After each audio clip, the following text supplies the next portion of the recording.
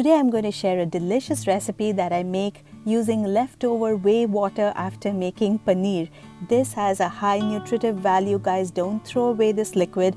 Just make the paneer using vinegar because the taste of that whey water is going to be perfect to make this hot and sour veg soup. Let's make this together.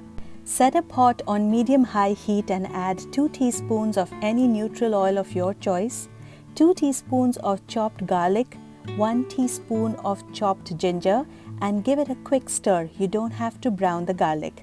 Next goes in half a cup of chopped green beans, half a cup of chopped carrots.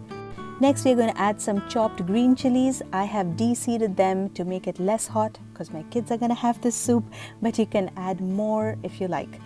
We are going to stir fry this for approximately a minute, and next we are going to add 1 cup of finely chopped cabbage.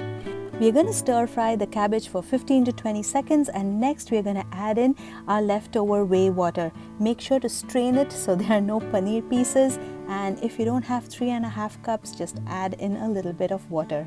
Next we are going to add a quarter of a veggie stock cube. This totally enhances the taste of the soup.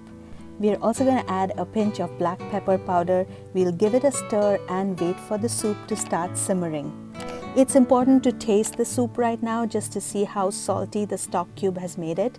And next we are adding 1.5 tablespoons of vinegar, 1 tablespoon of any hot sauce of your choice, half a tablespoon of any green hot sauce of your choice, half a tablespoon of dark soy sauce, and give that a stir and let the soup simmer. Next we will take 2 tablespoons of cornstarch and add a quarter cup of water. Make the slurry and add 1 teaspoon at a time so that the soup starts to thicken. Don't add too much cornstarch slurry because sometimes they lump up, so add a little bit at a time. Keep stirring the soup, and as the soup boils, it's going to start to get thicker and thicker.